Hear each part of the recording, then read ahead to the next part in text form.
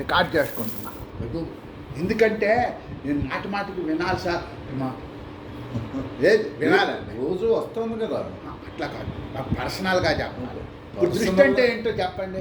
దృష్టి పర్సనల్ అయినా ఇంకోటైనా ఒకటేనండి, ఉన్నది జ్ఞానమే. భక్తి అయినా కర్మ అయినా యోగమైనా ఇవన్నీ జ్ఞానంలో అంగారు. దానివల్ల జ్ఞానం దొరకదు. జ్ఞాని అవన్నిటితోటి ప్రవర్తిస్తాడు. అర్థమవుతుందంటే అవి పట్టుకుని జ్ఞానాన్ని పట్టుకోవచ్చు, అది వేరే సబ్జెక్ట్. లేకపోతే ఉపయోగం లేని దానికి ఎందుకు పెడతారు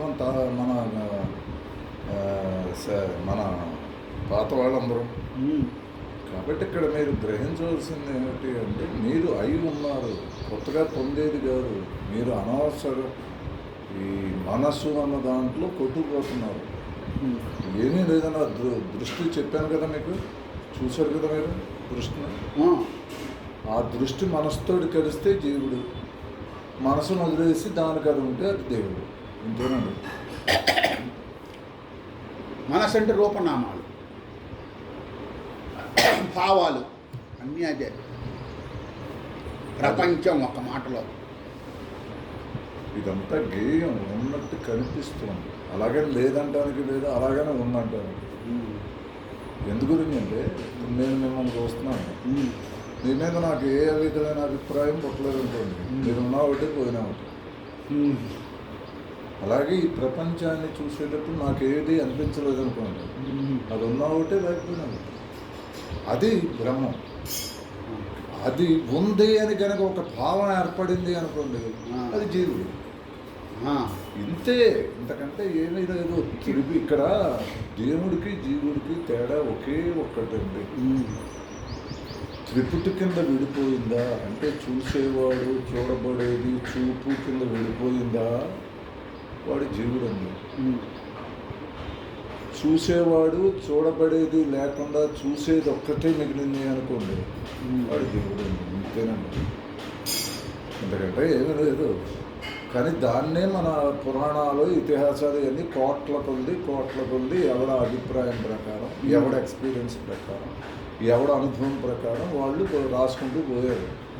దాంతో కొట్టు చేస్తున్నారు అసలు అర్థం కాక.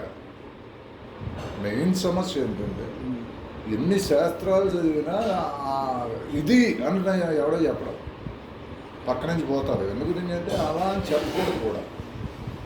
అర్థమైందంటే ఏమీ లేదు, ఉండడం అంతా అదే. మీకు భావం ఏర్పడిందంటే ఎల్కేజీ, భావం ఏర్పడకపోతే పోస్ట్ గ్రాడ్యుయేట్. అంతే. అంటే ఏ భావము లేకుండా అలా నిర్లిప్తంగా అలా ఉండి, ఏ రకమైన అటాచ్మెంట్ పెట్టుకోకుండా అలా అంటేనే అటాచ్మెంట్ అండి. భావం లేకపోతే అటాచ్మెంట్ ఎక్కడి నుంచి? మరి బ్రహ్మ భావన అన్నారేంటి మీరు? అక్కడ సత్సంగం ఎల్కేజీ ఒక స్టేజ్ వరకు బ్రహ్మ భావన, జ్ఞాన సాధన అనేది లాస్ట్కి వచ్చేటోడికి బ్రహ్మంగా ఉండటమే కదా మీకు అవసరం. అవును, మీకు బ్రహ్మంగా ఉండటం డైరెక్ట్గా చెబుతున్నాడుగా, ఇంకెందుకు ఎల్కేజీల గురించి. అంతే, డైరెక్ట్గా ఉండండి. అది ఉండలే, అది ఎట్లా ఉండాలని. ఉండాలంటే లోపల కదలకూడదు.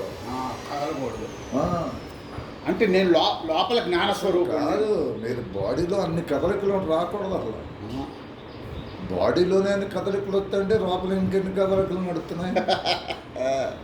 అస్సలు లోపల కానీ బయట కానీ ఒక ఫీలింగ్ కానీ మీ మీద నాకు ఏ విధమైన అభిప్రాయం ఏర్పడకపోతే నేను మంచి స్టేజ్లో ఉన్నట్టు. ఏర్పడిందా శంకరాయ అంటే మీరు బ్రహ్మంగా ఉన్నట్టు అండి. అప్పుడు ఎతట కూడా బ్రహ్మంగా ఉన్నట్టే అది. కానీ ఏర్పడకుండా ఉంటుందా? ఇప్పుడు బ్రహ్మంగా, గాఢ నిద్రలో కూడా బ్రహ్మంగానే ఉన్నాను. కానీ గాఢ నిద్రలో మీకు తెలియట్లేదుగా. మెలకులో ఇప్పుడు తెలుస్తుంది. మెలకులో అదే గాఢ నిద్రలో ఉన్నట్టు ఉండండి, అది మీకు అనుభవం అవుతుందో లేదో చూసుకోండి. అది మీ దృష్టి ఉంది కదా, దృష్టిని చూసుకుంటారు కదా, బ్రహ్మాండంగా ఉన్నాడు. దృష్టి అంటే ఇదిగో ఏ అభిప్రాయం లేకుండా మీరు మీ కంటితోటి చూసే దృష్టితో మీరు ఇప్పుడు 2 రకాలుగా చూడొచ్చు సార్. ఒకటి మనసుతో కంటితో చూడవచ్చు. మ్మ్. అప్పుడు నన్ను ఎదవా అనుకున్నారనుకోండి, మ్మ్. ఎదవ కిందే అంటాను. మంచోడు అని అనుకున్నారనుకోండి, మంచోడు కింద అంటాను. ఇప్పుడు మనసు కలిపామన్నమాట. అది మనసు కలిపినందువలన ఎదురుగుండా ఉన్నది కూడా అలాగే కనపడుతుంది కాబట్టి. ఏ భావం లేకుండా చూశారనుకోండి, మ్మ్. అంటే దృష్టితో కంటితో చూశారనుకోండి, నా మీద ఏ అభిప్రాయమే ఏర్పడదు. దృష్టి జ్ఞానమయం కృత్వా పశ్యం బ్రహ్మమయం జగత్ అన్న. అదే కదా, జ్ఞానమయం చేయటం అంటే ఏ అభిప్రాయం ఏ పెట్టకుండా. అభిప్రాయం పెట్టకుండా ఉంటే నేను నా దగ్గర నుంచి ఏ అభిప్రాయం రాదు. మీ దృష్టిని బట్టే ప్రపంచం అండి. అది అంతే, దృష్టిని బట్టే ప్రపంచం. మీరు ఎదవనుకుంటే ప్రపంచం అంతా ఎదవా, అందరం మంచివాళ్ళు అనుకుంటే అందరం మంచి. అసలు ఏది అనుకోలేదు అనుకోండి, ఉన్నది ఉన్నట్టు చూస్తాం.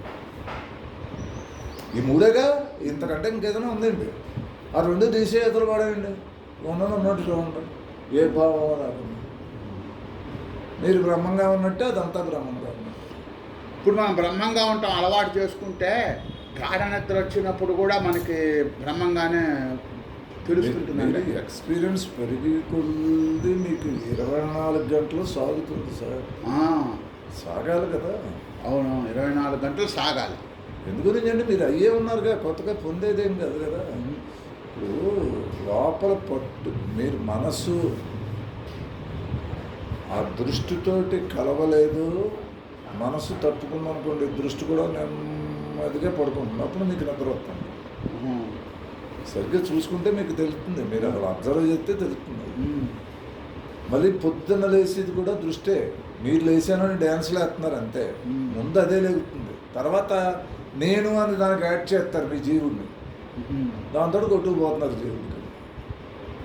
ఇది ఎవరికాడు చూసుకోవాలి. అవేర్ ఆఫ్ అవేర్నెస్ అంటారండి. ఏమన్నా are you aware of this? Yes. Are you aware of this? Yes.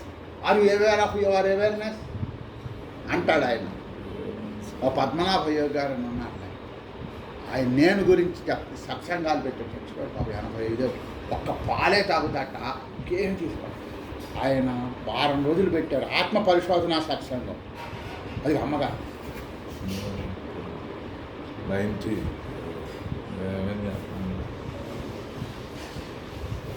నువ్వు భోజనం చేయి, అదే టిఫిన్ చేయి వచ్చి.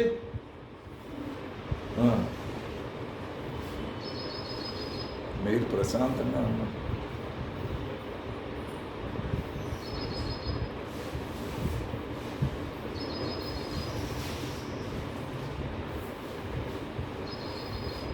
కానీ ఇక్కడ పుస్తకం ఉన్నది. ఏంటి పుస్తకం? ఏం సార్? కింద పుస్తకం ఏమిటో పుస్తకం? ఓకే, ఉందా? అదే రమణ మహర్షి ఉపదేశాలు. ఇది అదే, అది మామూలు పుస్తకం. డైరీ ఏమిటో ఉపదేశాలు డైరీ. ఇది డైరీ. అదే డైరీ మామూలు పుస్తకం. సరే. అయితే నాకు పాండురంగారావు గారు పంపించలేదు సార్ ఆ పుస్తకాల చెట్టు. అమ్మగారు చెప్పింది పంపిస్తానన్నారా, నేను పంపించాలా. మీ దగ్గర ఏమన్నా ఉంటే ఆ పుస్తకం నా దగ్గర చాలా పుస్తకాలు ఉండే ఉంటాయి, ఇమ్మంటారా? ఇవ్వండి. చూసి